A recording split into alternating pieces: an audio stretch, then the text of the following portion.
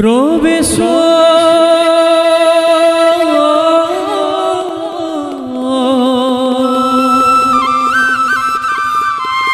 করো বিষ্ণু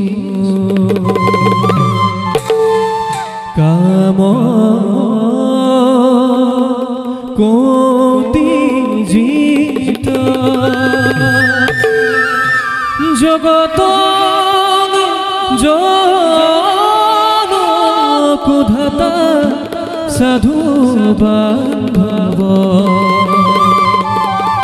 সাধু বান্ধব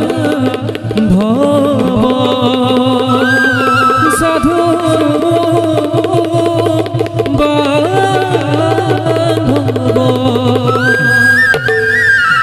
সঙ্গীত রাখেন ধরা তাল একতাল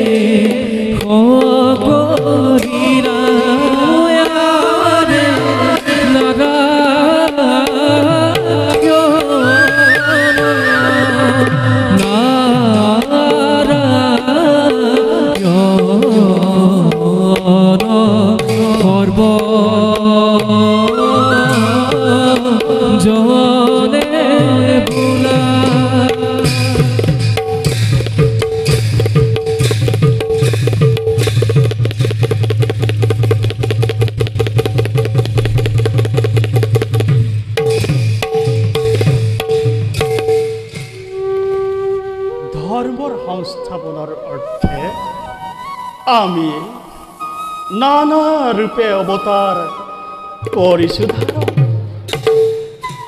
মৎস্য রূপে অবতার ধারণ কৰি পলয়ৰ জলৰ পৰা চাৰি বেদ উদ্ধাৰ কৰিলো। কুৰ্ম অৱতাৰত মন্দৰ পৰ্বতক পিঠিত লৈ সমুদ্ৰ মন্থন কৰালো। বৰাহ ৰূপী আমি নাৰায়ণে হিৰণ্যাক্ষ বৈক্ষ বিদাৰী ধৰিত্ৰীক জানো আমি উদ্ধাৰ কৰা নাছিলো।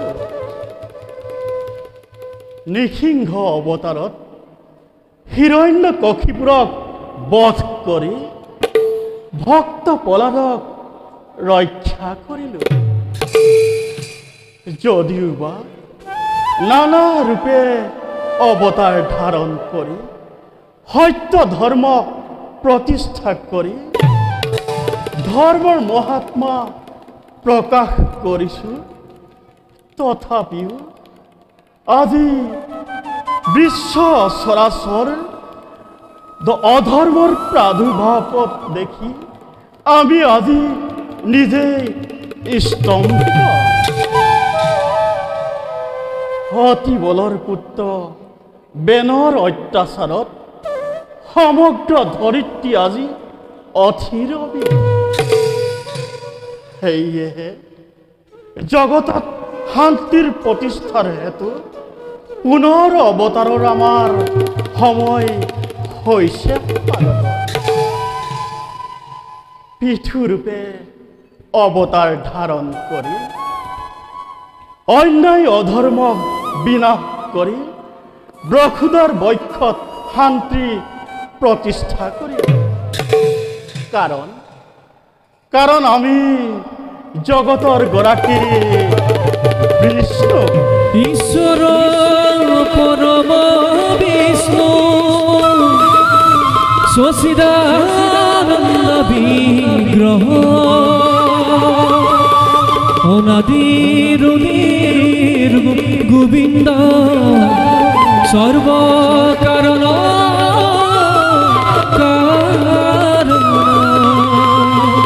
সৰ্বকাৰণ কাৰণ সৰ্বকাৰণ কাৰণ।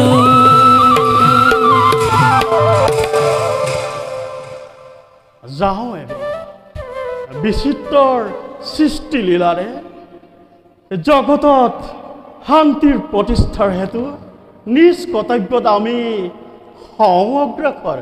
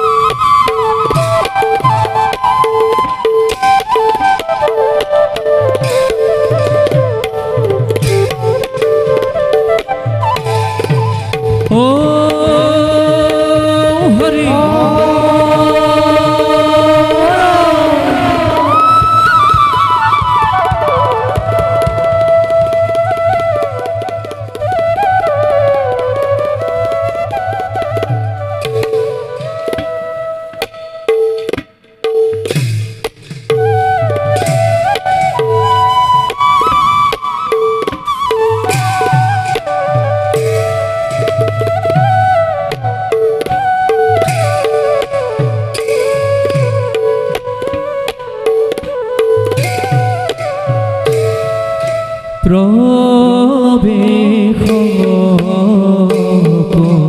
ৰিয়া হে অজু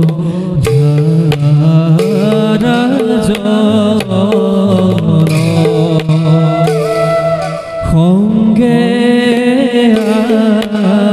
আহে মন্ত্ৰী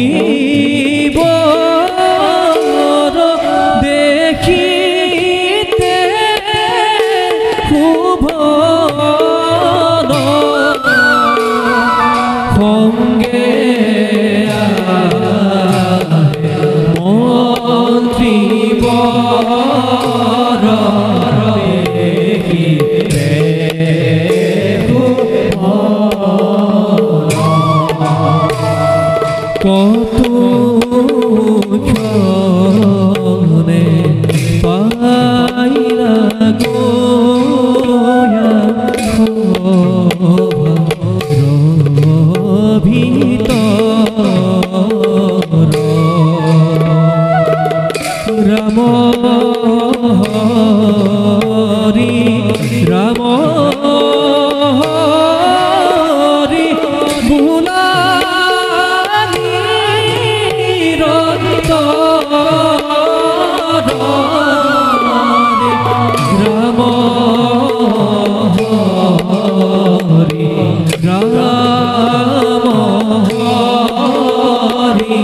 পুৰা নিৰন্তৰ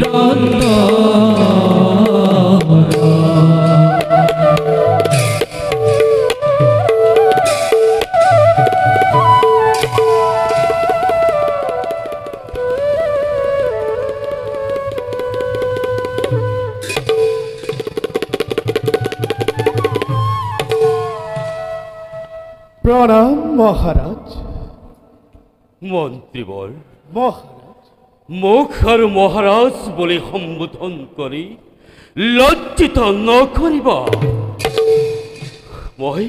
মই আৰু মহাৰাজ হৈ থকা নাই। অ মন্ত্ৰীবৰ, খোৱা হলে ৰজা মই এই অযোধ্যা ৰাজ্যৰ পাৰেনে মোৰ পুত্ৰই কৰিব সিমান অত্যাচাৰ? মহাৰাজ, মহাৰাজ, যি প্ৰজাক মই পুত্ৰবধ কৰিছিলোঁ পালন, সেই প্ৰজাৰে হাহাকাৰ শুনি নীৰৱে থাকিব লগা হৈছে অন্ধ আৰু বধিৰৰ দৰে। মহাৰাজ, মহাৰাজ, মই আপোনাৰ মনোবেথা উপলব্ধি কৰিব পাৰিছো, কিন্তু কি কৰিব? সকলো ভাগ্যৰ লিখন বুলি মানি লৈ নিজকে সান্তনা দিব। জানা মন্ত্ৰীবৰ, মহাৰাজ, যেতিয়া মই পুত্ৰক আছিলোঁ, মহাৰাজ, ভাবিছিলোঁ ব্যৰ্থ হ'ল মোৰ জীৱন। মহাৰাজ, সিংহাসনৰ উত্তৰাধিকাৰী আৰু অপুত্ৰকৰ কালিমা গুচাবৰ হেতু আয়োজন কৰি মহাযজ্ঞৰ লাভ কৰিছিলোঁ পুত্ৰ সন্তান মই। কিন্তু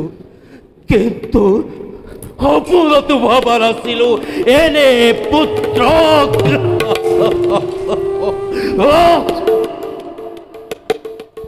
হে ভগৱান, তোমাৰ সেৱাটো মই কোনোদিনেই ভুল কৰা নাছিলোঁ। কিয় দিলে এনে পুত্ৰ ভগৱান? কিয়?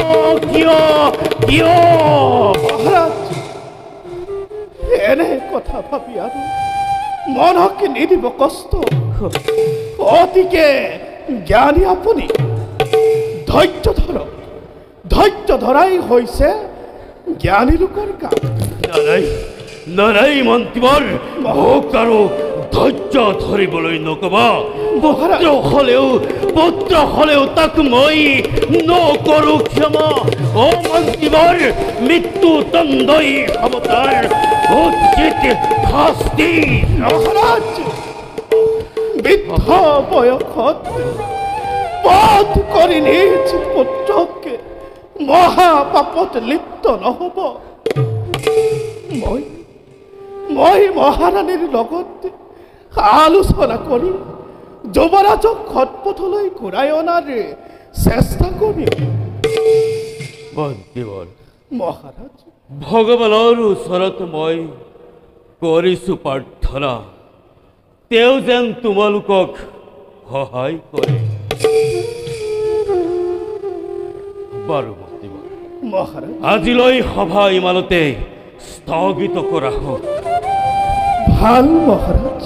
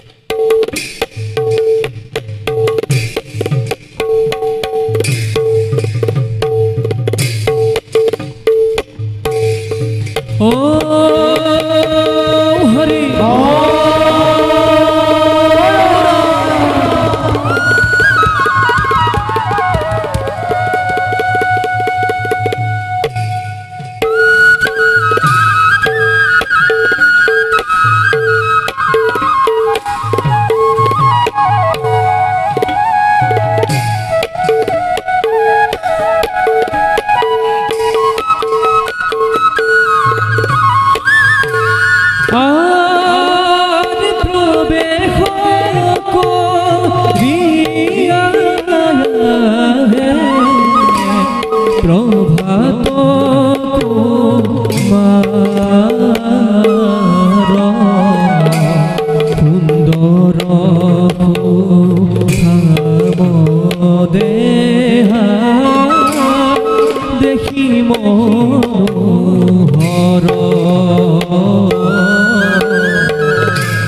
সুন্দর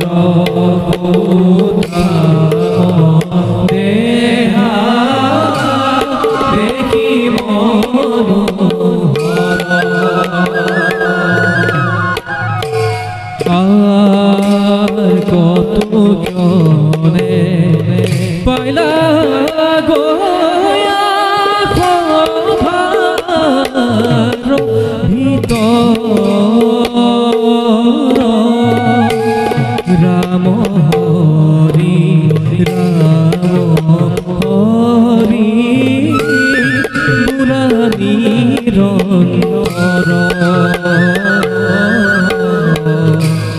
রাম হরি রাম হরি বুড়া নিরন্তর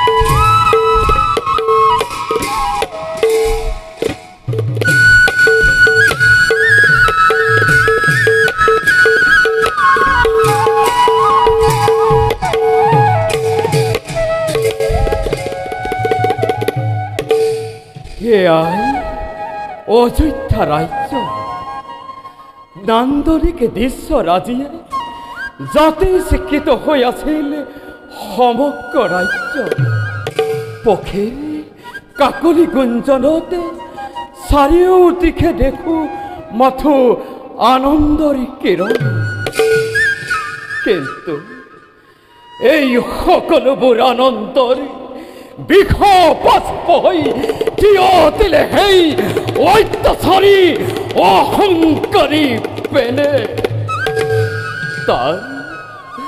তাৰ অত্যাচাৰতে মৰে পিতৃ মাতৃয়ে হেৰুৱালে প্ৰাণ আপুনি পত্নী মৰে বৃন্দা আজি পিতৃ মাতৃ ভাতৃ হারা নিষ্ঠুর নিয়তের কাল চক্রত পড়ি আজি তাইও হলেন নিথর মূর্খ বেনে নিরীহর তাদের তোকে ফাঁকু খেলি বলে কোনে দিলে অধিকারে এই প্রভাতরে জীবিত কালতে তো কারো এই সুবিধা প্রদান করা নহব আজ মোর লগতে প্রতিদ্বন্দ্বিতা করিবলে তই আজ ও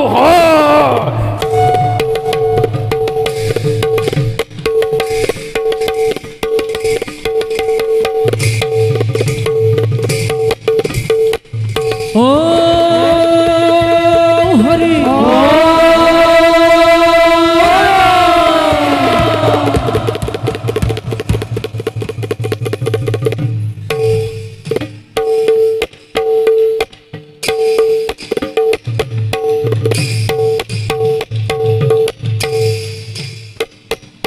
প্রবেশ করিয়া অযোধ্যা নন্দন প্রবেশ করিয়া অযোধ্যা নন্দন আরে খোঁগে আহে সেনাপতি দেখিতে খুব আরে খোঁগে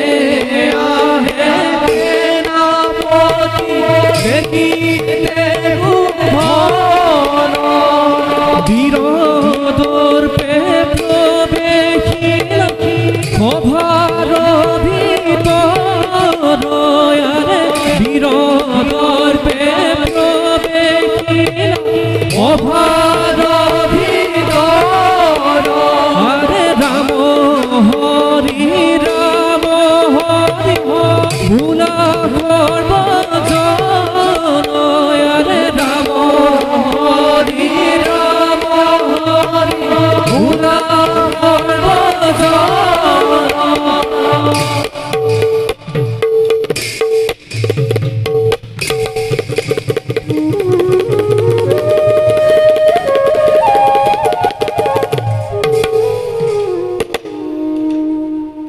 এই সমগ্ৰ অযোধ্যা ৰাজ্যৰ হৰ্তা বিধাতা মই যুৱৰাজ বেন। যদিও বা বৃত্তি মোৰ ৰজা এই ৰাজ্যত, কিন্তু বেনৰ দৃষ্টিতে যিজনেই হয় দুখী বুলি প্ৰমাণ সমুচিত শাস্তি মই দিওঁ সেইজনক। সেয়েহে সকলোৱে কৰে মোক সমী। সেনাপতি যুৱৰাজ, সমগ্ৰ পৃথিৱীৰ ৰাজন্যবৰ্গৰ উজ্জ্বল গৌৰৱ কৰিমুখী মোৰ যিখনমান মই কৰিলো অৰ্জন, এই জয়ৰ যাত্ৰাক বাধা দিব পৰা শক্তি আছে নেকি এই ধৰাৰ বক্ষত? নাই যুৱৰাজ, পৃথিৱীত নাই কোনো এনে শক্তি যি আপোনাৰ বিপক্ষত কৰিব উচ্চাৰণ, যাৰ ভয়ত ত্ৰৈলোক্য কম্পমান, স্বয়ং মৃত্যুপতিও যাক কৰিছে সমী, তেনেজনৰ বিপক্ষে কৰিব আচৰণ একেবাৰে অসম্ভৱ যুৱৰাজ। দুখামোদ নকৰিব সেনাপতি। দুখামোদ নহয় যুৱৰাজ, সত্য কথাহে মই কৰিছো প্ৰকাশ। তেন্তে শুনা, আজি এটি লক্ষ্যত মই হৈছো উপনীত। যুৱৰাজ, যি ব্যক্তিয়ে কৰিব পাৰে অসাধ্য সাধন, যিয়ে দিব পাৰে অন্ন বস্ত্ৰ, তেৱেই প্ৰকৃত ভগৱান। বিমূৰ্ত ভগৱানৰ ধাৰণাটো মানুহৰ একে অন্ধবিশ্বাস, এটি মাত্ৰ অলিকি কল্পনা। সেয়ে মূৰ্খ মানৱে ভগৱানৰ নামত অনৰ্থক অৰ্থৰ কৰি পচয় নিজৰ আৰু ৰাজ্যৰ কৰিছে ক্ষতি সাধন। সেয়ে সেনাপতি, আজিৰ পৰা ভগৱানৰ অস্তিত্ব মই কৰিছো অস্বীকাৰ। যুৱৰাজ, তেন্তে তেন্তে ভগৱান নাই সংসাৰত? সেনাপতি যুৱৰাজ, তুমি কেতিয়াবা ভগৱানক দেখিছানে? নে ব্যক্তিক লগ পাইছা যিয়েই ভগৱানক দেখিছে? বহুত অসীম শক্তি লৈ যিয়েই দিব পাৰে অন্ন বস্ত্ৰ, তেৱেই প্ৰকৃত ভগৱান আৰু তেৱেই ঈশ্বৰ। যুৱৰাজ, নমস্কাৰ কৰিব গ্ৰহণ। প্ৰতি নমস্কাৰ বেনৰো কৰিবা গ্ৰহণ। কিন্তু কোন তুমি? আগেতো দেখা নপৰে মনল। জানি থোৱা মাত্ৰ হিতাকাংক্ষী অজাৰময় অযোধ্যা ৰাজ্য, বাহুবলে জয় কৰি সমস্ত ভুৱন অধীশ্বৰ হলা তুমি এই পৃথিৱীৰ। সেয়েহে শলাগিছো তোমাক আৰু তোমাৰ বীৰত্বকে। কিন্তু যুৱৰাজে কোনে যুক্তি মতে, কোনে নীতি মতে অনাচাৰ অত্যাচাৰ মন্ত্ৰৰ বলেৰে ভূত পীড়ন চলাইছ তুমি এই ধৰ্ম প্ৰাণ প্ৰজাৰ মাজতে? জিভা সংযত কৰি কথা কবি। তই জান কাৰ সন্মুখত কথা কৈছ তই? জানো, দাম্ভিক বেনৰ সন্মুখত। উন্মুক্ত যুৱক, পুনৰ কোন শব্দ তই নকৰিবি উচ্চাৰণ। যুৱৰাজৰ সন্মুখত এনে আচৰণৰ শাস্তি কি জান তই? সেনাপতি, তোমাৰ ৰঙা চকুতেই প্ৰভাতে নকৰে ভয়। ব্যক্ত কৰাৰ আগতে এই কথা মোৰ বেদিতে তথাপিতো জানি খুনি জাপ দিছো মই জ্বলন্ত অগ্নিতে শুনা যুবরাজ হাততে তীক্ষ্ণ অস্ত্র লই অযোধ্যার নিরীহ প্রজামণ্ডলের কণ্ঠ তুমি রোধ করিব পারা কিন্তু এই প্রভাতে তার ব্যতিক্রমে ব্যক্ত করা যুবরাজ কোন নীতিমতে তুমি আকাউ নিত্য খিচলতার উপরতে ওতে পিরাং তুমি করিস আরম্ভ এই নাকি তোমার রাজনীতি এই নাকি তোমার রাজধর্ম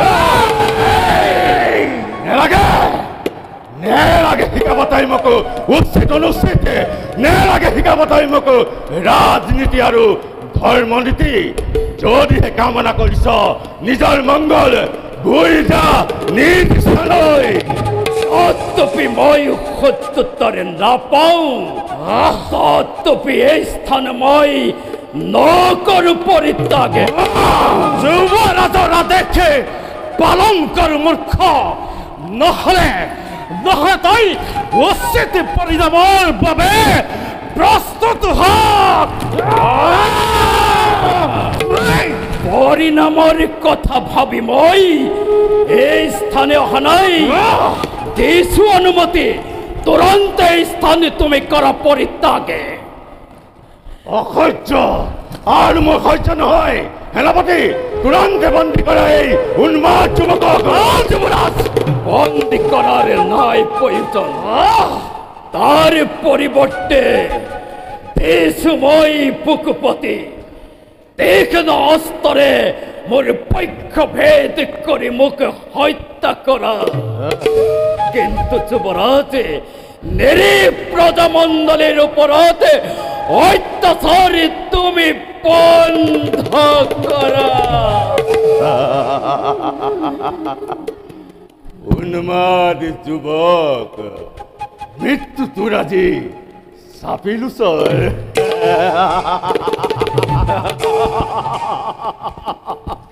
সুন্দৰ কথা অযোধ্যাৰ নিৰীহ প্ৰজাকে যিদৰে নিৰস্ত অৱস্থাতে হত্যা কৰিছিলা সেইদৰে এই প্ৰভাতক হত্যা কৰি এটা কলংক সৃষ্টি কৰা এটা কলংক ঢাকিবলৈ তুমি অন্য এটা কলংক সৃষ্টি কৰা না ভাবিবা হাৰি যাম বুলি বীৰ মই খেতিয়ৰ সন্তানে প্ৰতি হিৰে হিৰে উত্তপ্ত খনিতে হৈ আছে প্ৰবাহিত ভাবেনে মই তোমাৰ লগতে নিৰস্তভাৱে কৰিম খবৰে মাথো প্ৰস্তুত হোৱা তুমি ৰণৰ বাবে শুনা যুৱক তোমাৰ পৰাক্ৰম আৰু বিক্ৰম দেখি এই বেনাজী হৈছে পঞ্চমুখ শুনা বেনে কেতিয়াও নিৰস্ত্ৰজনৰ ওপৰত নকৰে অস্ত্ৰাঘাত সেনাপতি যুৱৰাজ দিয়া যুৱকক এখনি অস্ত্ৰ ভাল যুৱৰাজ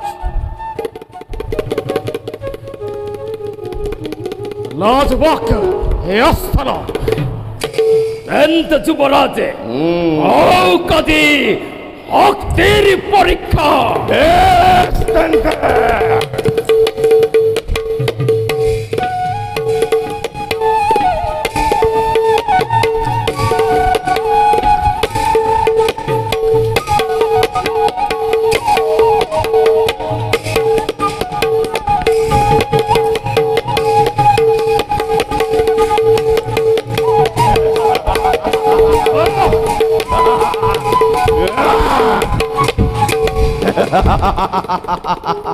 যুৱৰাজ পৰাজয় মই কৰিলো স্বীকাৰ মৃত্যুদণ্ড মোক কৰক প্ৰদান শুনা যুৱক বেণ্ড নহয় ইমান বিবেকহীন বীৰৰ মূল্য মই বুজো ভালদৰে প্ৰকৃত বীৰ তুমি কৰিলো স্বীকাৰ সেয়েহে মুক্তি তুলি তোমাক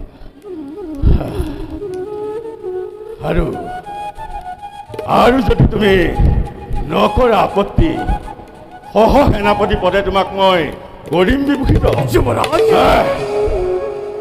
যুৱৰাজ নাই কোনো মোৰ অকোনো আপত্তি প্ৰাণে প্ৰাণে নিজ দায়িত্ব মই কৰিম পালন বেছ সেনাপতি যুৱৰাজ লৈ যোৱা যুৱকক ৰাজগৃহলৈ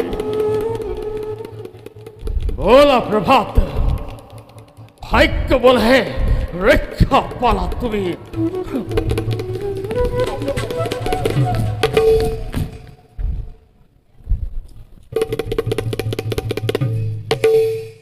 আমাতৰ বীৰত্ব আৰু চৰিত্ৰক প্ৰশংসা নকৰি নোৱাৰি জীৱনৰ নাম শুনিলে এই তলুক্য হয় কম্পমান এই বেনৰ লগত বিনা অস্ত্ৰে কৰে প্ৰতিবাদ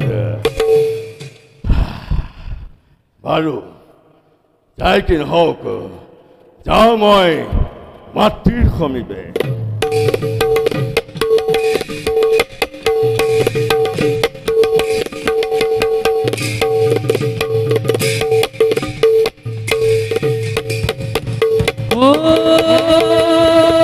হরি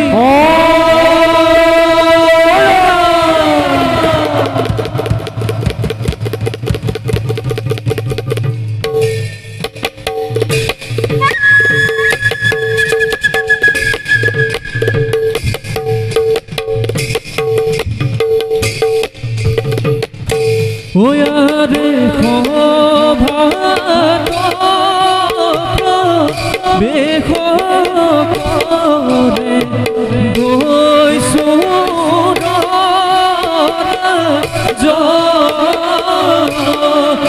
আরে খগে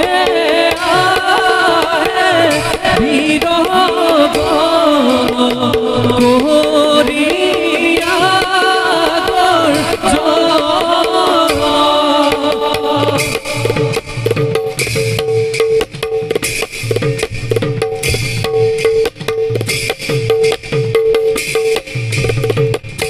ওয়ারে পদ ভরে বহুমতি কবে ঘরে ঘর আরে রাম হরি রাম হরি ভোলা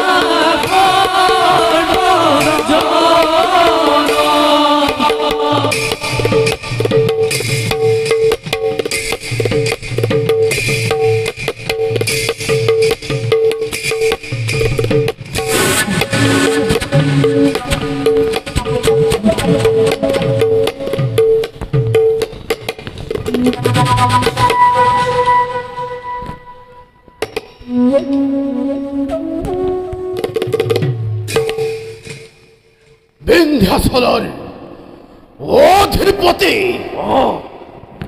দস্যুগণৰ ভাগ্য নিয়ন্তাময় দস্যুৰাজ কংকন সহ্য ব্যক্তি হল আমাৰ জীৱনৰ একমাত্ৰ একমাত্ৰ জীৱিকাৰ পথ সেয়েহে দস্যুগণ হত্যা লুটপাট অত্যাচাৰ উৎপীড়ন এই মহা মন্ত্ৰ বকথাপতি যিৰাই খুটিৰ মই তত্ত্ব পথত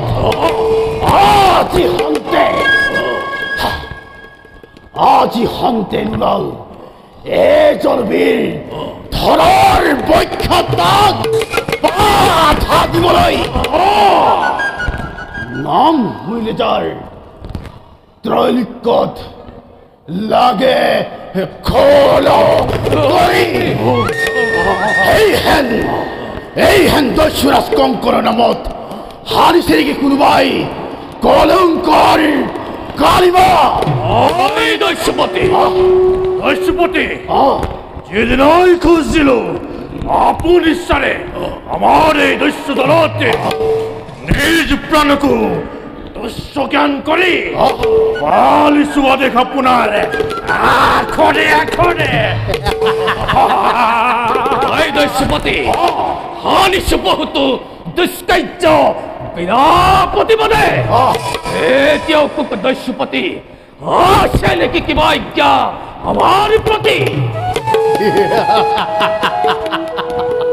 হনে সুখী হলো তোমালোকৰ কথাত এতিয়া পলমৰ নাই প্ৰয়োজন যাব লাগে সকলোতে ৰৌথৰ হেতু সমাজতে দস্যুৰাজ কঙ্কনৰ অম্লান গৌৰৱ নকৰা খৰ্ব আৰু যদি কোনোজনে হুদা হাতে উভতি অহা এই কঙ্কনৰ কাষে তেন্তে তাৰ পৰিণাম কিমান ভয়াবহ হ'ব পাৰে তাক মই নকৰো পুনৰাবৃত্তি আৰে বাবে আপুনি কোনো চিন্তা নকৰিব মাত্ৰ আপুনি আজ্ঞা কৰক প্ৰদান তেন্তে তোমালোক যোৱা সেই তীৰ্থ ৰাজ্যলৈ ৰক্তৰূপে ধ্বংস কৰি সেই তীৰ্থ ৰাজ্য কাঢ়ি লৈ আহা সমস্ত সম্পদ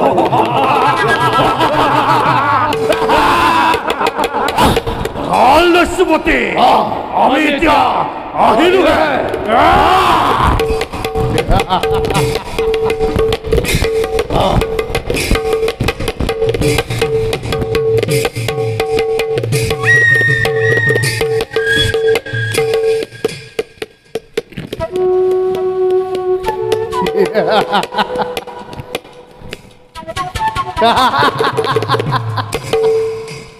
চমৎকাৰ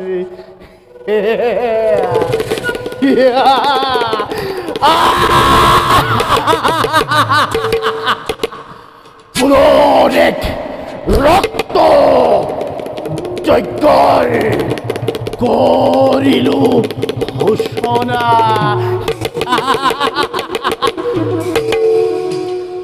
ৰক্ত নদী বোৱাই আজি এই বক্তা পক্ষত প্ৰলয়ৰ ঘৰে থাকিম অম্বৰ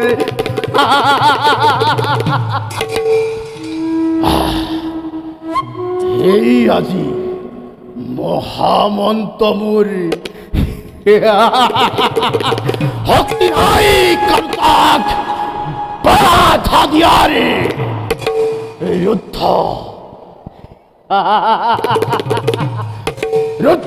কৰে কোনে আজি কঙ্কনৰ প্ৰলয়ৰ অনিৰুদ্ধ গতি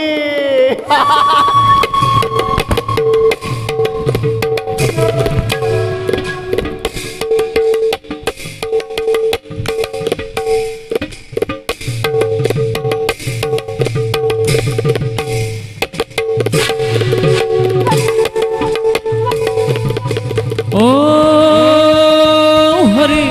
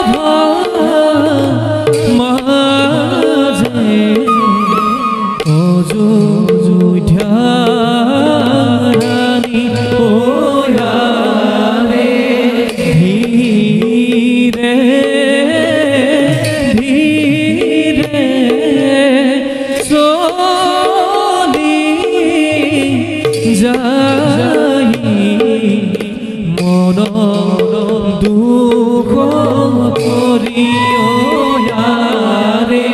ধীরে ধীরে চলি যাই মন দুখ করি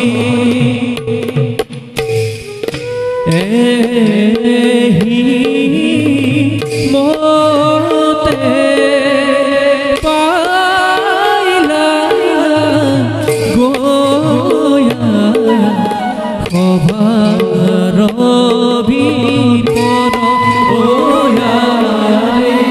রাম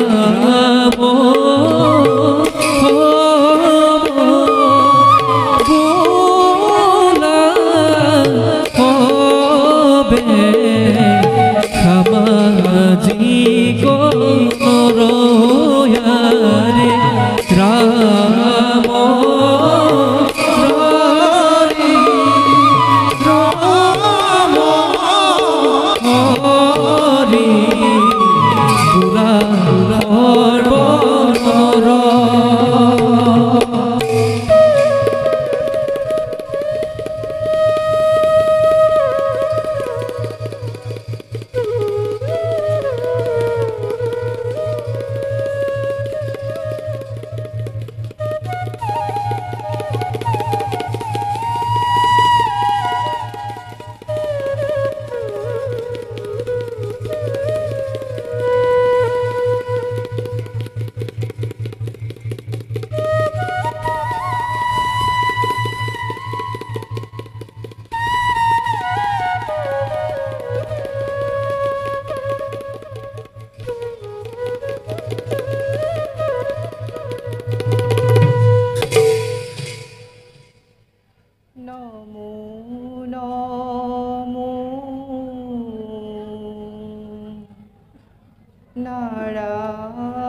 নারায়ণ অগতিৰ গতি তোমাৰ চৰণে প্ৰভু কৰিছো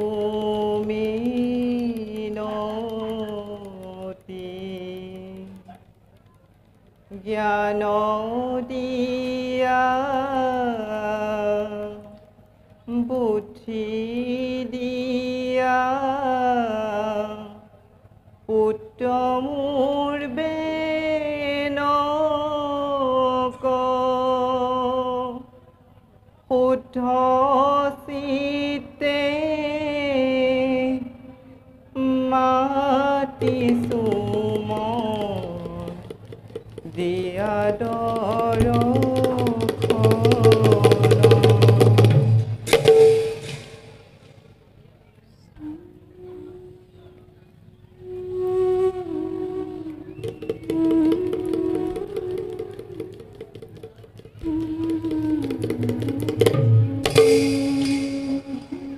হে হৰি বিপদ পাৰ তোমাৰ পূজা সেৱা কৰা নাই প্ৰভু মই কোনো তেনেই অৱহেলা তেনেস্থলত কিয় প্ৰভু তুমি মোৰ গৰ্ভত দিলা এনে সন্তানক যিয়ে হ'ল আজি মহা অত্যাচাৰী তাৰ অত্যাচাৰতে অযোধ্যাৰ কোনো প্ৰজাই শান্তিৰে জীৱন নিৰ্বাহ কৰিব পৰা নাই প্ৰভু হে প্ৰভু মই তোমাকে কৰজোৰে কৰিছো বিনতি প্ৰভু সুমতি প্ৰদান কৰা তুমি মোৰ অধম পুত্ৰকে সুমতি প্ৰদান কৰা প্ৰভু সুমতি প্ৰদান কৰা তুমি মোৰ অধম পুত্ৰকে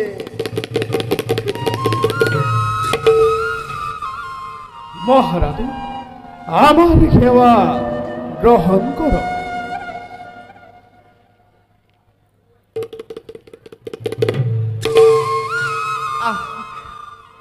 আহক মন্ত্ৰী, এই দুখৰ সময়ত আপোনাৰ দৰে জ্ঞানীজন পালে মই সঁচাকৈ ধন্য। ৰানী মন্ত্ৰী, খুব মই বুঝিব পাৰিছো আপোনাৰ, কিন্তু কিন্তু আপুনি অধৈৰ্য নহব। মন্ত্ৰী, মাতি থৈ আহিছো যুৱৰাজক আপোনাৰ কাষলৈ। জন্মদাত্ৰী মাতৃ আপুনি, আপুনি ক'লে নিশ্চয় যুৱৰাজে মানি ল'ব আপোনাৰ কথা।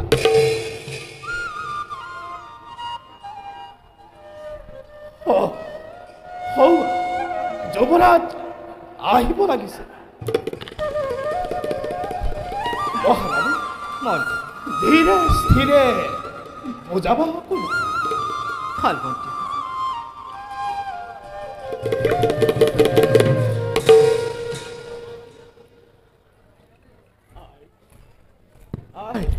বাস পুত্ৰৰ সেৱা গ্ৰহণ কৰাই মন্ত্ৰীবোৰে ক'লে তুমি বোলে মোক মাতি পঠাইছিলা। মাতিছিলো। কোৱা কোৱা, কিবা আজ্ঞা এই পুত্ৰৰ প্ৰতি? বাস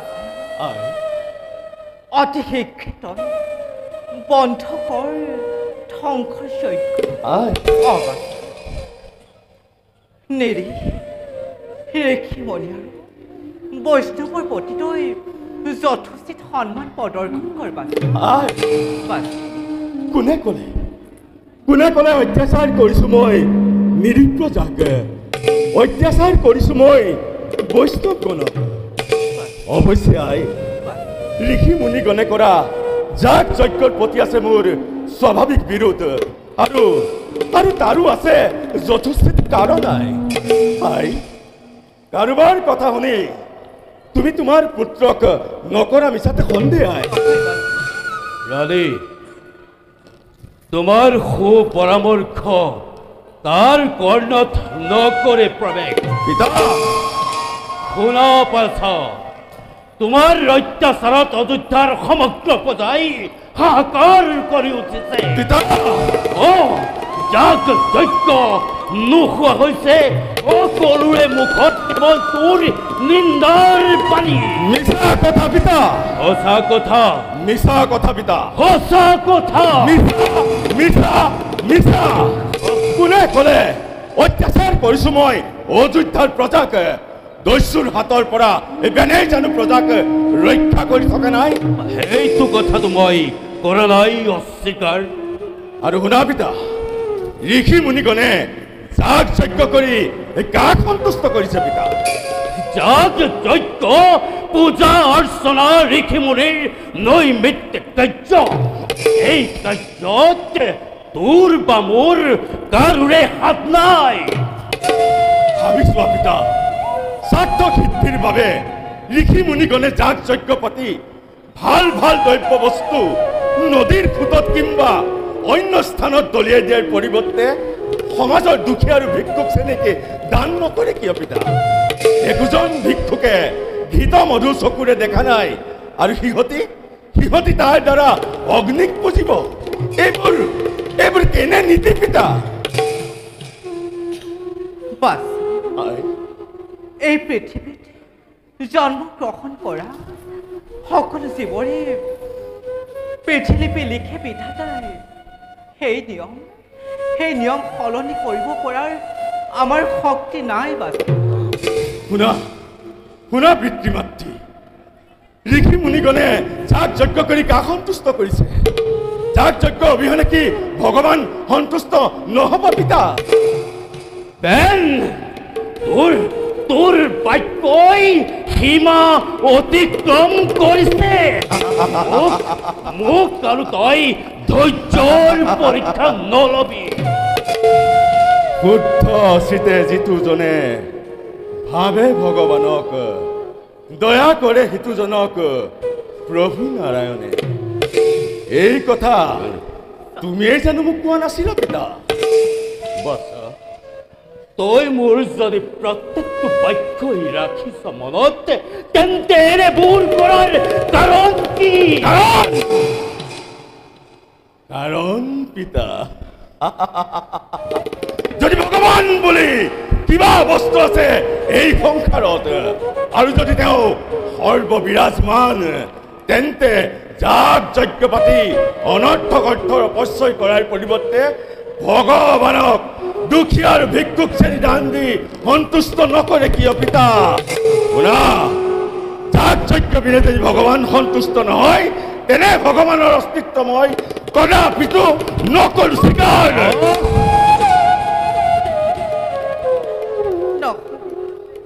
নহয় বাছ, যাৰ কৃপাত তই সংসাৰ দেখি, যাৰ অনুগ্ৰহত তই আজি বিহাৰ কৰিছ এই ধৰাৰ পক্ষত, সেইজনক অস্বীকাৰ কৰি তই নানিবি বাছাতে তই নিজৰ অমংগল মাতি। যুৱৰাজ, পিতৃ মাতৃৰ কথা তুমি নকৰিবা অৱজ্ঞা। মন্ত্ৰীবৰ, এতিয়াহে বুজিলো ভালদৰে। তুমিয়ে উচতাইছা মোৰ পিতৃ মাতৃকে মোৰ বিপক্ষে। নাপায় বাছা, নাপায়। মন্ত্ৰীবোৰৰ দৰে জ্ঞানীজনক এনেদৰে নকৰিবা অপমান। তেওঁৰ মন্ত্ৰিত্বক নকৰিবা সন্দেহ।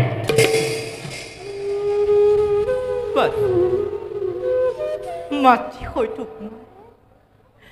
কৰিছো কাকুতি বাছা। খৰিয়া তই সৎপথলৈ আনন্দ প্ৰদান কৰ তই পিতৃ মাতৃকে। বাৰে সেই একেই কথা। মই কি এনে অসৎ কাৰ্য কৰিলো সাধন, যাৰ বাবে তোমালোকে মোক বাৰে কৰি আছা বিৰক্ত? নাই, এই ৰাজ্যত আৰু থকাৰ কোনো মোৰ নাই প্ৰয়োজন। যাওঁ এবাৰ চেষ্টা কৰোঁ মই মৃগয়াৰ হেতু।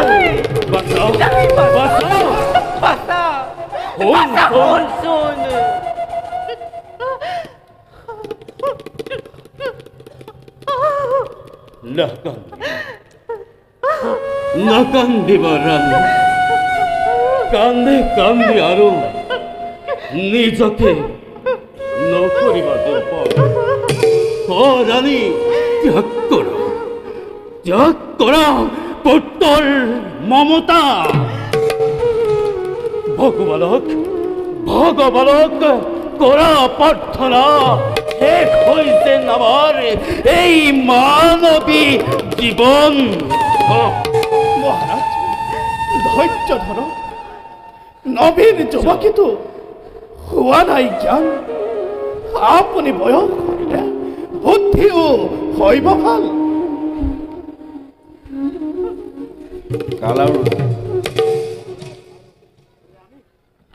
দাসৰ সেৱা কৰিব গ্ৰহণ। সেনাপতি মহাৰাজ, কিয় আজি দেখো তব মলিন বদন? কওক মহাৰাজ, আছে যদি সাধ্য এই সেনাপতিৰ দূৰ কৰিম মই সেই অমংগল। সেনাপতি, ৰাণী, উচিত সময়ত তুমি কৰিলা প্ৰৱেশ। ৰাণী, পুত্ৰ মোৰ বেনে নামানি পিতৃ মাতৃ সদুপদেশী আমাৰ ওপৰতে গোট কৰি মৃগয়ালে কৰিছে গমন। তাতে আছে আকৌ অৰণ্যতে ঋষিমণিৰ আশ্ৰমে। মোৰ পুত্ৰই কি কৰে কোনো ঠিক নাই। গতিকে যোৱা সেনাপতি, লৈ আহা তুমি মোৰ পুত্ৰ বেনকে। ৰাণী আই, তাৰ বাবে আপুনি অলপ চিন্তা কৰিব। যাওঁ মই যুৱৰাজক কৰি অনুসৰণ। যুৱৰাজ,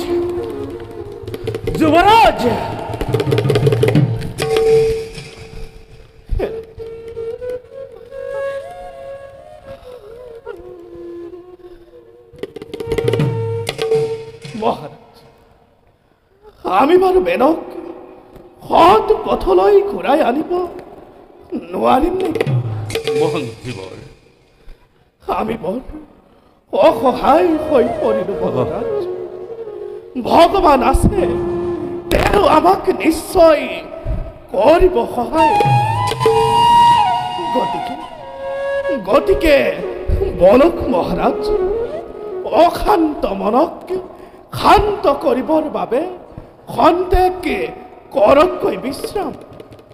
হয় মন্ত্ৰীবৰ, বলক মহাৰাণী।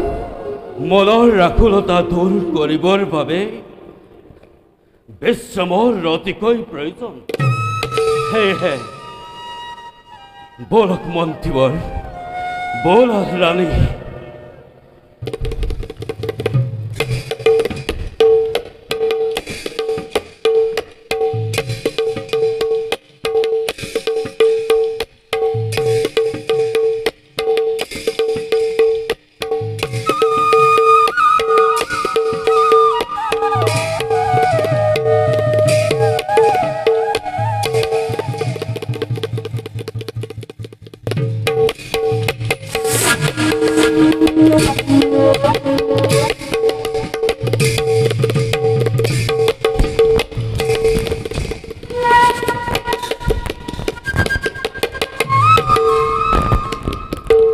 ৰুদ্ৰ, অকাল আহি আমি পালোহি অযোধ্যা নগৰ। ৰুদ্ৰ চোৱা, অযোধ্যা ৰাজ্যৰ দৃশ্যৰাজি চোৱা। বলা বলা বলা ৰুদ্ৰ, নিজ কৰ্মত অগ্ৰসৰ।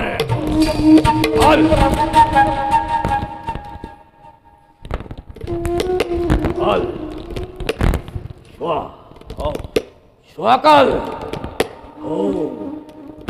উপখাতটো নিশ্চয় বহুত সোণ আছে।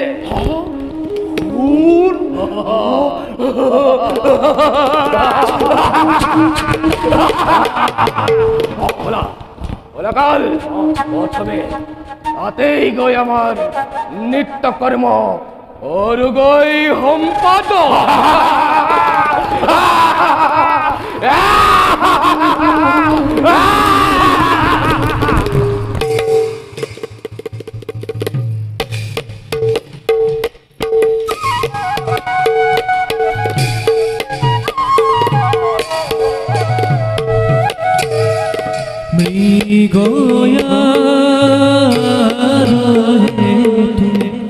চলে অযোধ্যা নন্দন, হাতে ধনু শৰণয়া দেখিতে শুভ, হাতে ধনু শৰণয়া দেখিতে শুভ।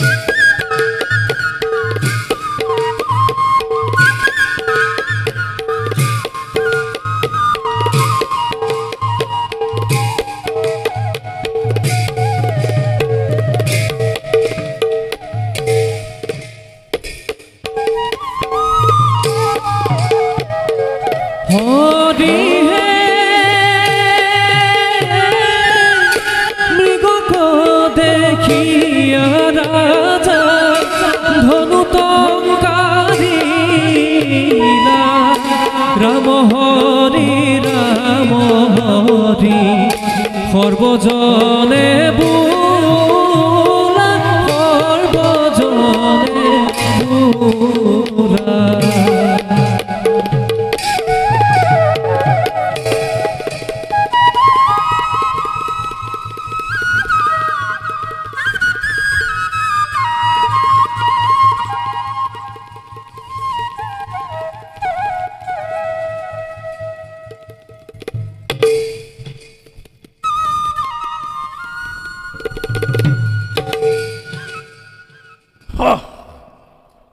মৃগৰ বাবে আহি পালো এই দুৰ্ঘুৰ অৰণ্য মাজে চকুৰ অলক্ষিতে কেনি গ'লেই সুন্দৰ মৃগয়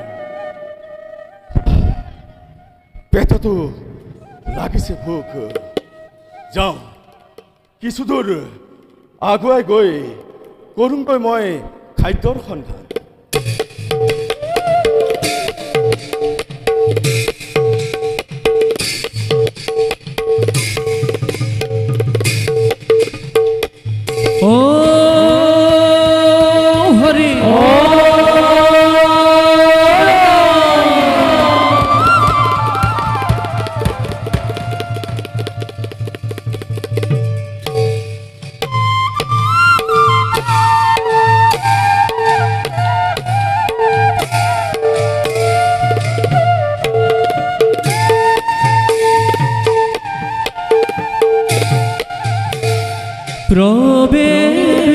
প্ৰবেশিলা সভাৰ মাজে ঋষিত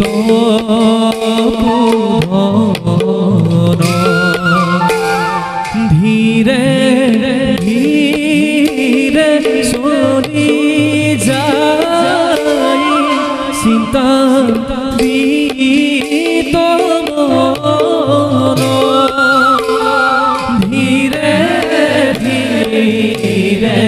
চলি যায় চিন্তা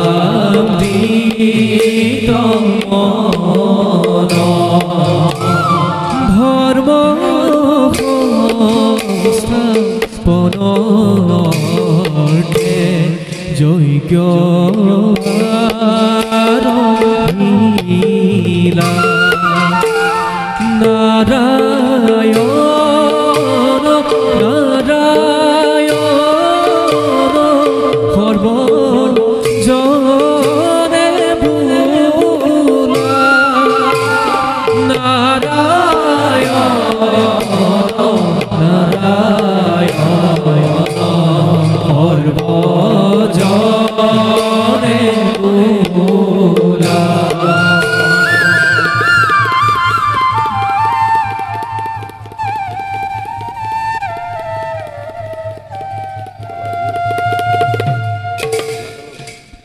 পৰম মিত্ৰ মোৰ ঋষি শ্ৰেষ্ঠ গৌতম আৰু সিংহী মৈত্যবৰ বিশ্ব শান্তিৰ বাবে আৰু অযোধ্যা ৰাজ্যৰ প্ৰজাৰ মংগলৰ কাৰণে আমি এক মহাযজ্ঞৰ কৰিম সম্পাদন গতিকে আজিৰ এই শুভ ক্ষণতেই শুভ দিনতেই যজ্ঞৰ কাৰ্য আমি কৰিম সমাপন গতিকে বন্ধুবৰ তোমালোকৰ মতামতৰ মোৰ হৈছে প্ৰয়োজন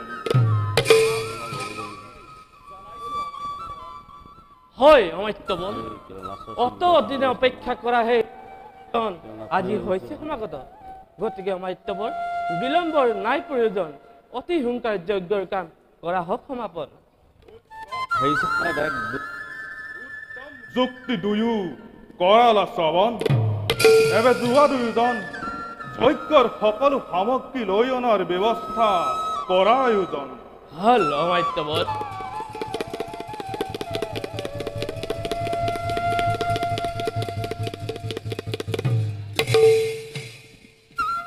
হে বিশ্বৰ গৰাক তুমি আজি ক'ত আজি ৰাজ্যত শান্তি নাই আছে মাত্ৰ হিংসা ভেদাভেদ প্ৰজাৰ মাজত প্ৰজাৰ মাজত অৰাজকতাই দেখা দিছে। আজি সমগ্ৰ ৰাজ্যত ঋষি মুনিগণে ধৰ্মৰ নামত এগছি বন্তি জ্বলাবলৈও সুবিধা নাপায়। ব্ৰাহ্মণ ভজনৰ স্থান নাই সংসাৰত। হে প্ৰভু, তুমি বিশ্ব শান্তি প্ৰতিষ্ঠাৰ এটি উপায় দিয়া প্ৰভু, উপায় দিয়া। অমাত্যবৰ বন্ধুবৰ, অমাত্যবৰ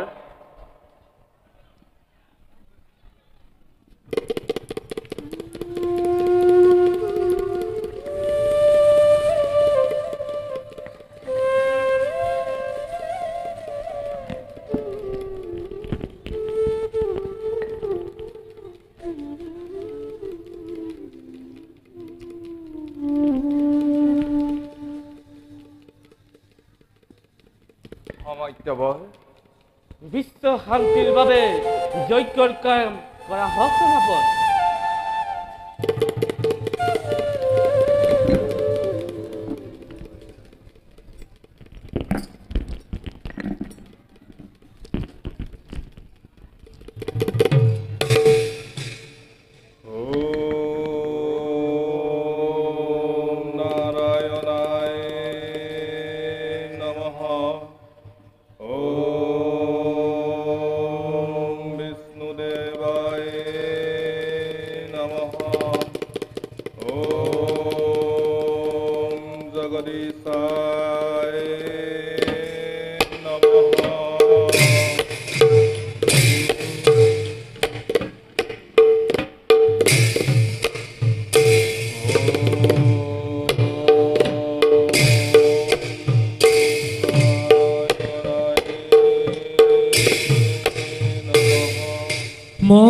মহাযজ্ঞ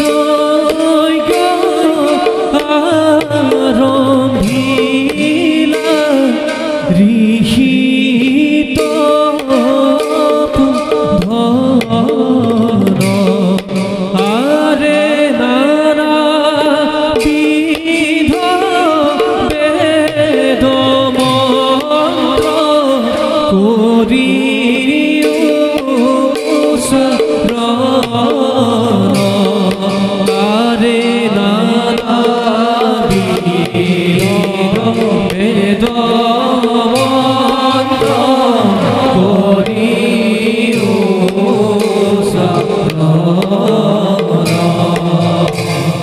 দেখা দেখা ঈশ্বৰ লীলা আৰে দেখা দেখা ঈশ্বৰ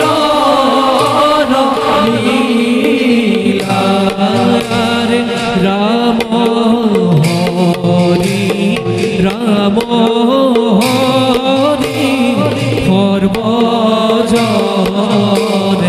ভোলা।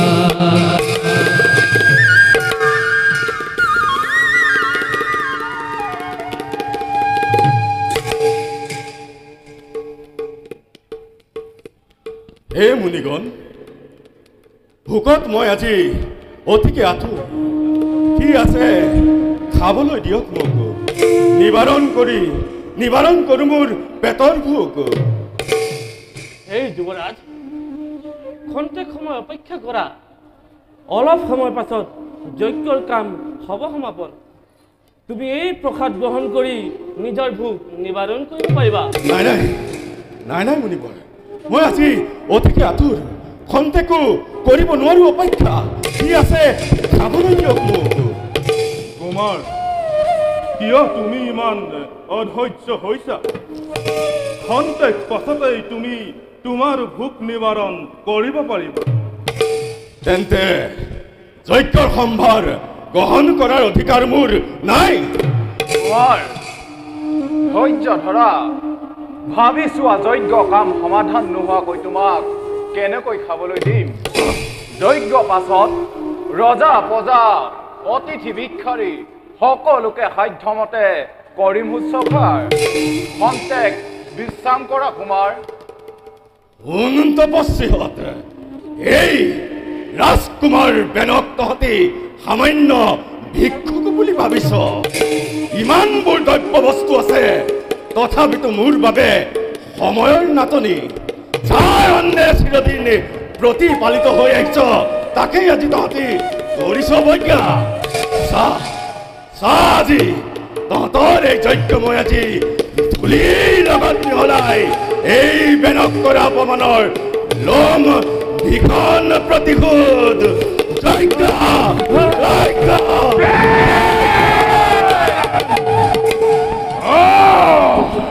ইমান হাত তুল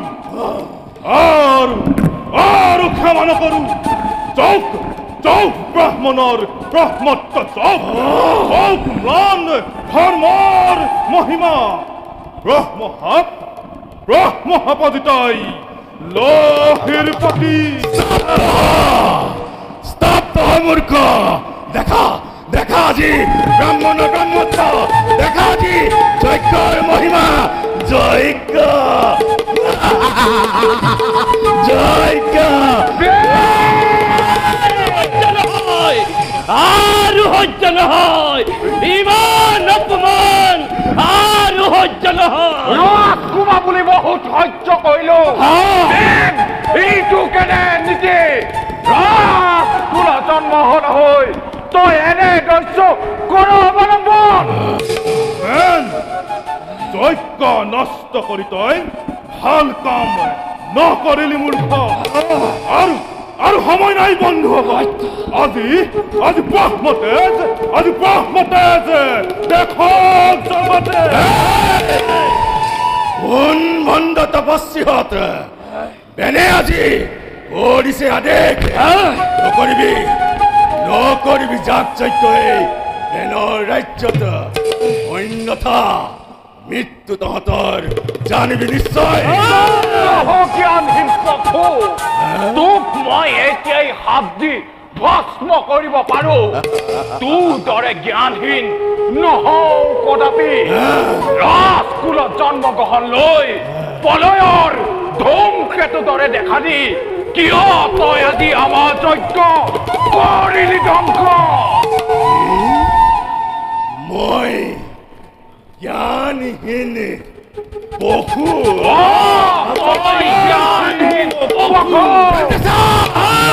এই ধূমকেতুৱে আজি পঠাব তহঁতক জমাৰ সদা।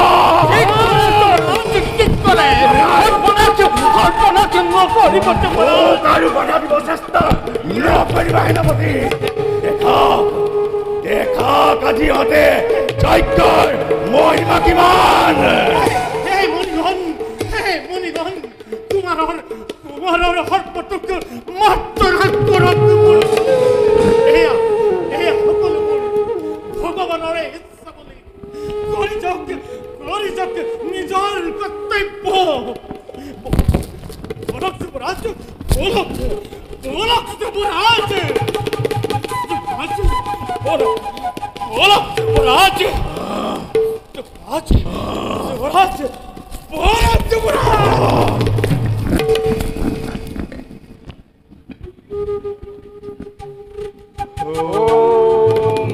শান্তি, ওম শান্তি, ওম শান্তি।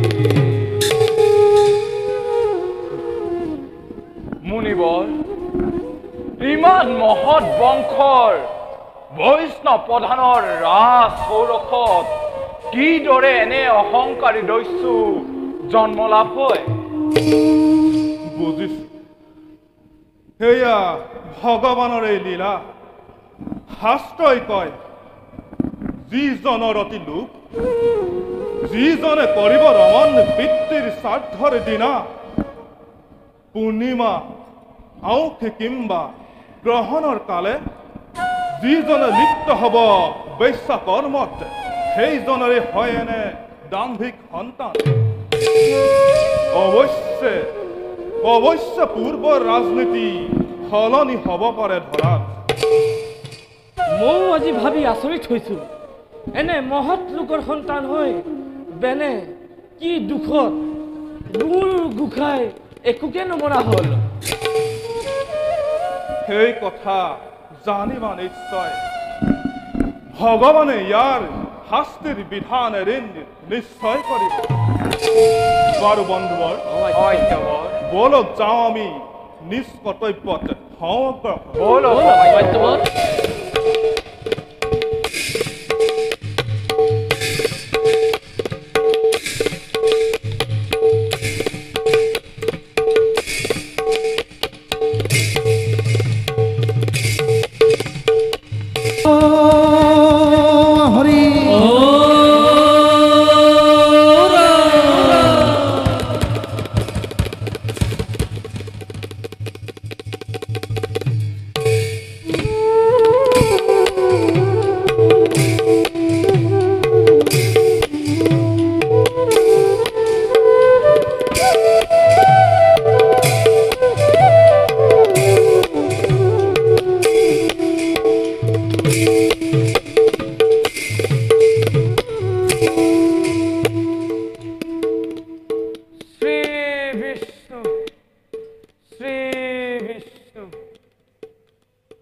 প্ৰভু, যেনে তেনে নিত্য কৰ্মৰ পৰা আহি গৃহভাগিত হলোহি উপস্থিত।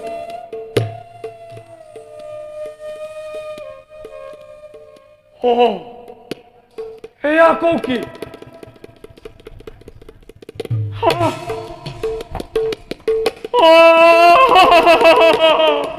অনিলে আমাৰ সাঁচি থোৱা ধন সোণ সকলো নিলে। কোন আছ? আছোন, কোন কত আছ? আছোন, মোৰ ঘৰত চোৰ সোমালেহি। মই সাঁচি থোৱা ধন সোণ সকলো নিলে। কোন কত আছ? আছোন,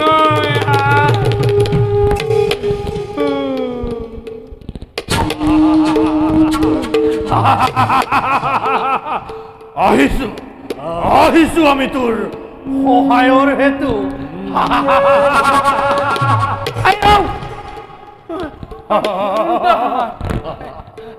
মই তহঁতক মতা নাছিলো নহয়।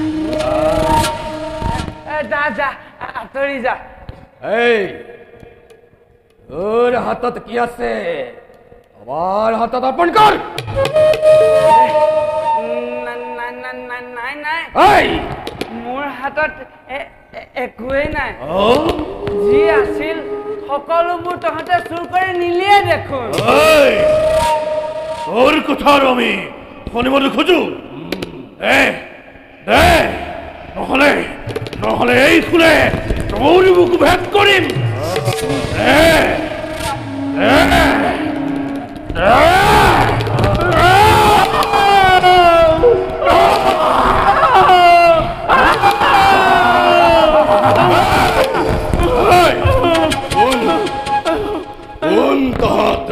দুৰন্তৰ খুৰ কিয় নিৰি প্ৰজাৰ ওপৰত কৰিছ অত্যাচাৰ? তহঁত দুৰন্ত মানৱ, আমাৰ কাৰ্যত্য বিধি পথালে। পাখণ্ড দস্যু এতিয়াও নিচিনিলি অপৃথাৰ জীৱনত ভয়ত প্ৰলক্ষ্য কম্পমান এওঁৰে ৰাজ্যত কৰা তহঁতি এনে অপকৰ্ম ভাবি আজি তহঁতি ইয়াৰ উপযুক্ত শাস্তি। এই নেকি অযোধ্যাৰ যুৱৰাজ বেন? বধ কৰি তোক লৈ যাওঁ অযোধ্যাৰ সমস্ত সম্পদ।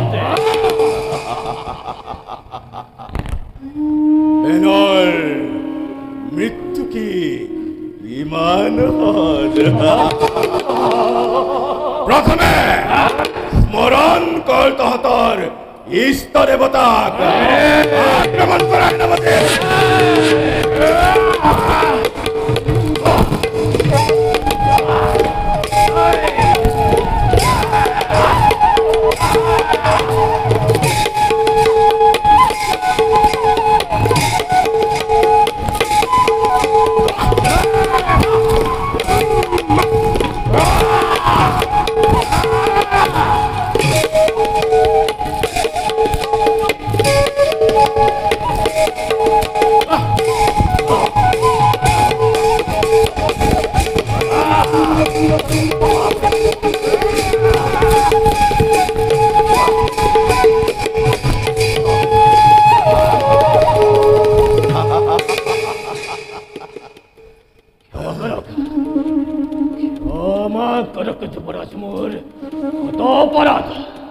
ক্ষমা তোৰ দৰে দুৰন্তৰ অসুৰক ক্ষমা কৰি খ্যাতি ৰাখিম মই এই জগতক। নহয় নহয় যুৱৰাজ, সত্যই মই কৰিছো অংগীকাৰ। ৰাজ্যটো মই নকৰো প্ৰৱেশ।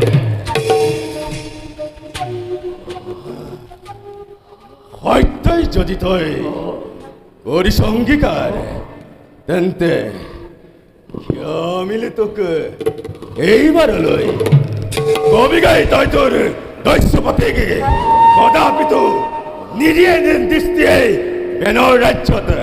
সেনাপতি, ইয়াক তুৰন্তে ৰাজ্যৰ পৰা বাহিৰ কৰি দিয়া।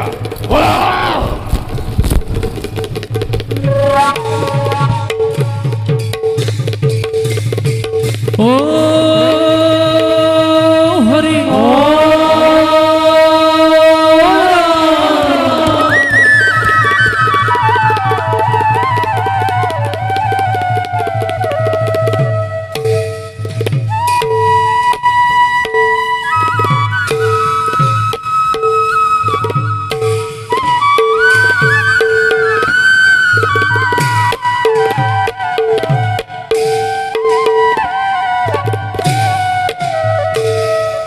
আরে প্রবেশিলা বৃন্দাবনী সভার ভিতর আরে লয়নাখে চলি যায় অতি সুন্দর লয়নাখে চলি যায় অতিকে সুন্দর মন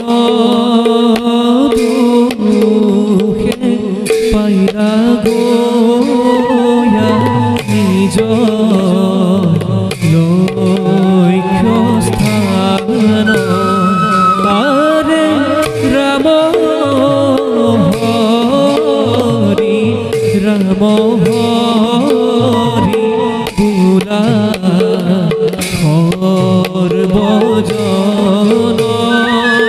আরে রাম হরি রাম হরি বুলা সর্বজন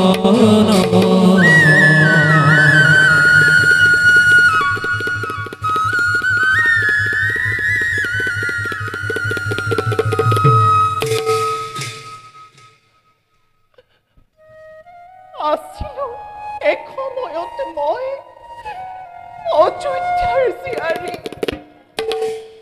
পিতৃ মাতৃ প্ৰাৰ্থীৰ সমে আছিল মোৰ এখন সুখৰ সংসাৰ। কিন্তু নিষ্ঠুৰ বেনৰ অত্যাচাৰৰ বলি হ'ল মোৰ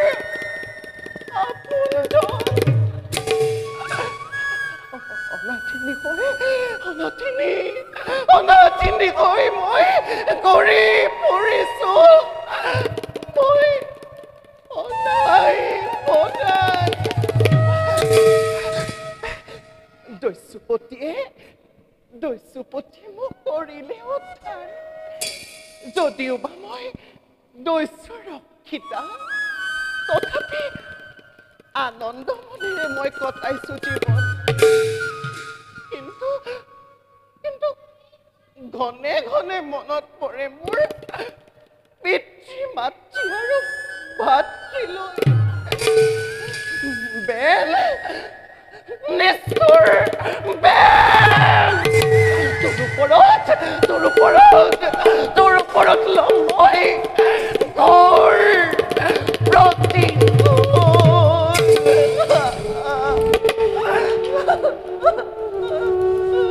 বৃন্দা বৃন্দা কি বৃন্দা কিয় দেখো তোমাৰ দুচকুত লুটকৰ ক্ষুদ্ৰ কণা কোৱা বৃন্দা দিলে নেকি তোমাক কোনোবাই মনত আঘাত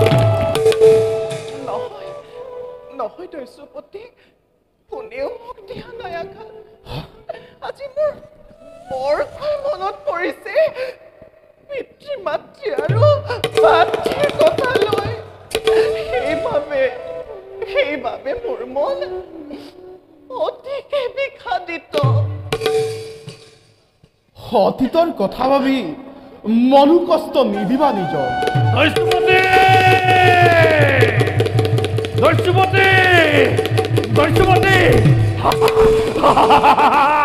দস্যুপতি এয়া চাওক লুণ্ঠনৰ সম্পদ দস্যুপতি দিয়া কাল দিয়া স্বামীদা লোৱা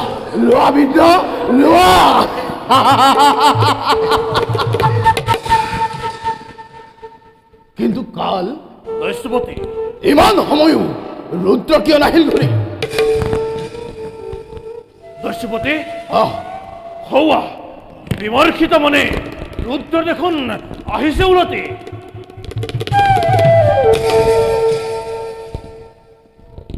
প্ৰণাম গ্ৰহণ কৰিব দস্যুপতি অধুমুখে কিয় আহিছ ৰুদ্ৰ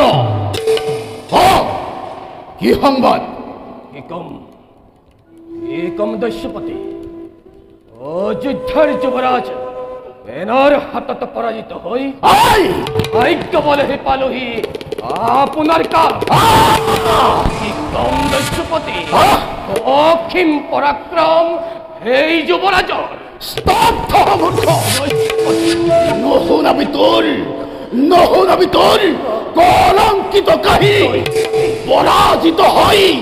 পৰাজিত হৈ কালিমা হানিৰি এই দস্যুৰাজ কংকৰৰ নামত আনহাতে বখানিছ তই সত্তৰ বীৰত্ব আজ তোৰ ৰক্ষাৰ হ'ব এই শান্ত হওক দস্যুপতি শান্ত হওক বধ কৰি নিজৰ সেনাপতিক কিয় শক্তি ক্ষয় কৰিছে নিজৰ দুখ নাই ৰুদ্ৰৰ অলপো সঁচাকৈ বীৰ অযোধ্যাৰ বেন গতিকে ক্ষমা কৰক ৰুদ্ৰক এইবাৰলৈ ক্ষমিলো তোক ইবাৰলৈ কিন্তু মনত ৰাখিবি পুনৰবাৰ মই নকৰো ক্ষমাদান সঁচা কথা দস্যুপতি অতিকে দুৰ্দান্ত সেইটো বেন অযোধ্যাৰ গতিকে ধীৰে স্থিৰে বিবেচনা কৰি বধিব লাগিব তাক সন্মিলিতভাৱে এই ক্ষেত্ৰত ময়ো সহায় কৰিম কিন্তু কেনেকৈ এহাতে আক্ৰমণ কৰিব আমাৰ সৈন্যই অযোধ্যা নগৰ আৰু আনহাতে প্ৰণয় পাশত আবদ্ধ কৰি অযোধ্যাৰ যুৱৰাজ বেনক বধি মই অৱলীলা ক্ৰমে তোমাৰ বুদ্ধি নহলাগি নোৱাৰো বৃন্দা বলা আমি যাওঁ এতিয়া অযোধ্যা লুণ্ঠনৰ উপায় চিন্তুগৈ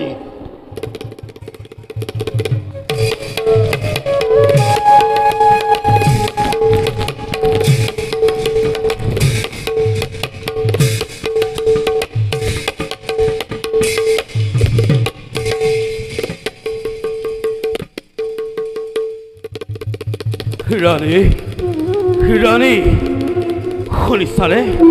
শুনিছানে তুমি তোমাৰ পুত্ৰৰ কীৰ্তি বিগয়া কৰিবলৈ গৈ সি ৰন্ধা বন্ধ কৰিলে ঋষিৰ আশ্ৰম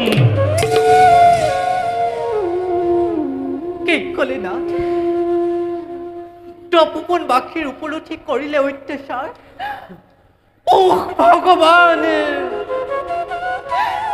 এই কথাৰ শুনাৰ আগত মোৰ মৃত্যু নহ'ল কিয় নাকান্দিবা ৰাণী কান্দে কান্দে নহবা ব্যাকুল ব্যৰ্থিত নহবা পুত্ৰৰ বাবে আৰু তাক মই নকৰো ক্ষমা হ'ব তাৰ উচিত বিচাৰ হ'ব তাৰ উচিত বিচাৰ সেনাপতি আদেশ কৰক মহাৰাজ কিবা কাৰ্য মই কৰিম সাধন সেনাপতি মহাৰাজ যোৱা মাতি আনা বেনক ৰাজসভালৈ জীৱ আজ্ঞা মহাৰাজ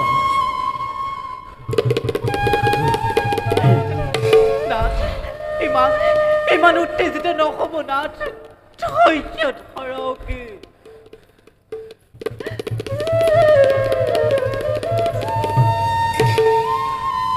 কওক পিতা কিবা হেতু মতালে মোক কিবা কাৰ্য মই কৰিম সাধন কৰিবলৈ জানো কিবা থাকিল বাকী মৃগয়া সেতু গৈ তই তপোবন বাকে কিয় কৰিলি অত্যাচাৰ নিচিনিয়েই যুৱৰাজ বেনক ভিক্ষুকৰ দৰে কিয় মোক কৰিছিল আচৰণ কুলংগৰ পুত্ৰ সেনাপতি সুৰসিংহ কি চাই আছা তুৰন্তে বন্দী কৰা ইয়াক ৰাখি থোৱা অন্ধকাৰ পোতাশালত মহাৰাজ আৰু তিল তিলকৈ ভুৱক মৃত্যুৰ যন্ত্ৰণা মহাৰাজ নহয় নাথ ইমান গুৰুত্ব শাস্তি নিদিব নিজ পুত্ৰ তুমি মনে থাকা ৰাণী তুমি মনে থাকা তোমাৰ অপত্য স্নেহৰ বাবেই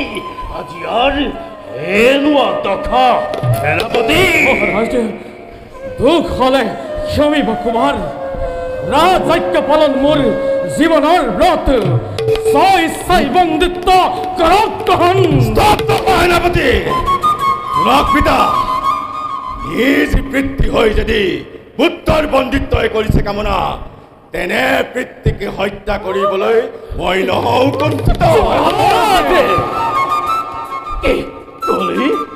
কি কলি অধম পুত্ৰ খুৰে যদি এই কথা সমগ্ৰ বিশ্বই অযোধ্যাক নিন্দিব চিৰকাললৈ ভগৱান ৰাণী এই কথা শুনাবলৈকে তুমি মোক ইয়াই ৰাখিছা ভগৱান ভগৱান ভগৱান আৰু কোনো নাই ভগৱান এই সংসাৰত আজিৰ পৰা মই বিষ্ণু মই ব্ৰহ্মা মই ৰুদ্ৰ জগতৰ মই ঈশ্বৰ মহা ভুল কৰিছা কুমাৰ মহা ভুল কৰিছা পিতা সমগুৰু নাই এই সংসাৰত আৰু তেনে গুৰুৰ প্ৰতি এনে অসৎ আচৰণ নহ'বে তোমাৰ ক্ষেত্ৰত যুৱৰাজ। পিতা স্বৰ্গ, পিতা ধৰ্ম, পিতাহি পৰমং তপ। শাস্ত্ৰয়ো এই কথাই কয়। নুশুনাবাৰু মোক শাস্ত্ৰৰ বচন।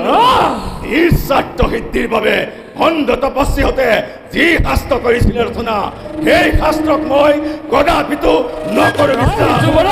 আৰু শুনা পিতা, যি পিতৃয়ে নিজ পুত্ৰৰ কল্যাণ নকৰে কামনা, এই পিতৃক হত্যা কৰিলেও নহয়।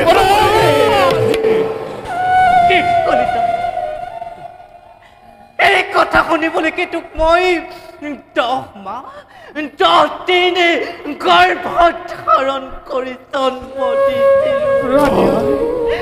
হে ভগৱান, কিয় তুমি মোক কেতিয়াও জীয়াই ৰাখিছা? কান্দহীন, কান্দজ্ঞানহীন অধম পশু, মৃত্যু তোৰ চাপিলোচৰ। ভগৱান, ভগৱানে তোৰ কৰিব বিচাৰ। পুনৰ সেই ভগৱানৰ নাম উচ্চাৰণ কৰি মোক আৰু নকৰিবা উত্তেজিত। আজি হন্তে ছিঙি দিলো মই মায়াৰ বান্ধোন, ছিঙি দিলো মই মমতাৰ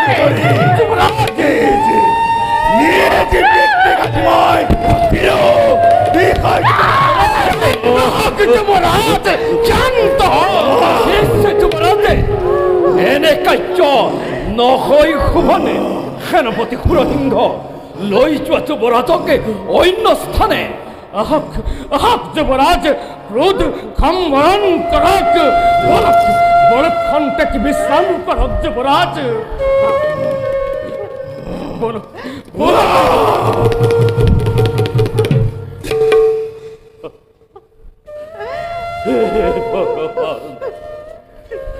কোন জন্মৰ পাপৰ ফলত আজি মই এনে শাস্তি ভোগ কৰিছো।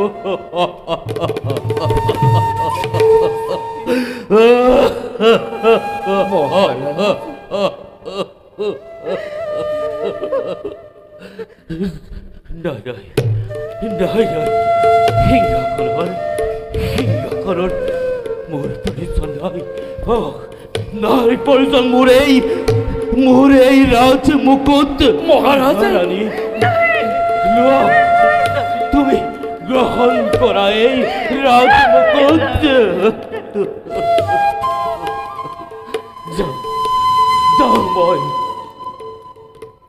যাওঁ মই বন্যৰ প্ৰস্তে।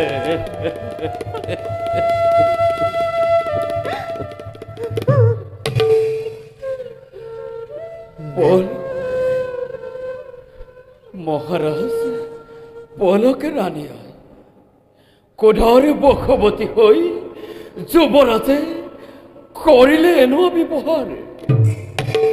বুঝি পালে আপনে বললে নিশ্চয় খুঁজিবহি ক্ষমা। শৰণত পৰি সেনাপতি এই কথা সপোনৰো অগোচৰ।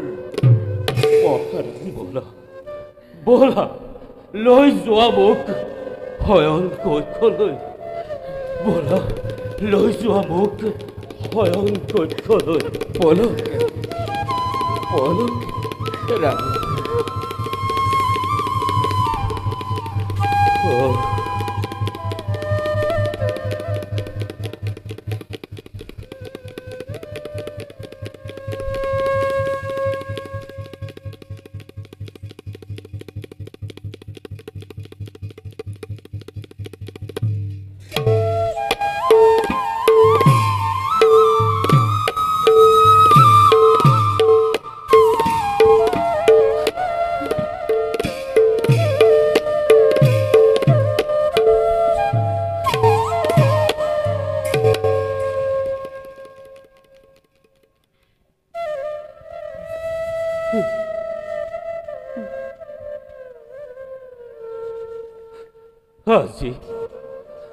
আজি মই পুত্ৰৰ হাতত হলো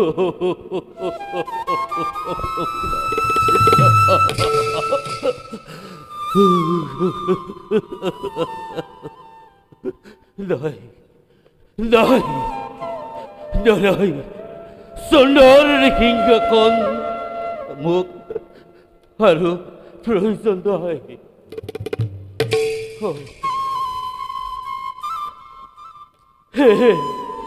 হে মোৰ প্ৰাণধিক অযোধ্যা পাখি আজি সন্তে ত্যাগ কৰি তোমালোকক লক্ষ্যবিহীন যাত্ৰা মই কৰিম আৰম্ভ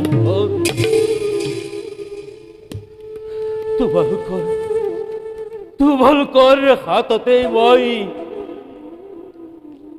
এই অযোধ্যা ৰাজ্য কৰিলো অৰ্পণ মোক ক্ষমা কৰিবা হে অযোধ্যা ক্ষমা কৰিবা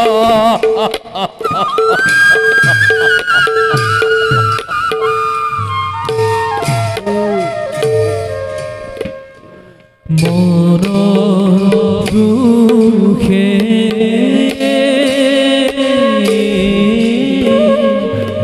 চলি যায় অযোধ্যাৰ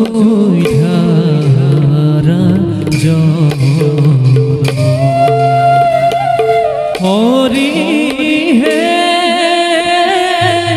দেখা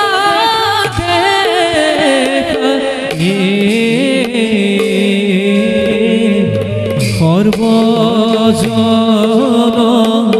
বিধিৰ বিধান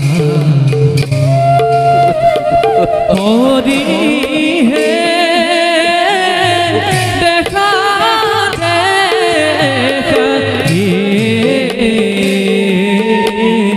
সৰ্বজন বিধিৰ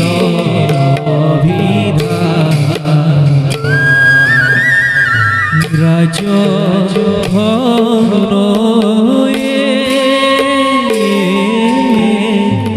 তেজি ৰাজা ধীৰে চলিব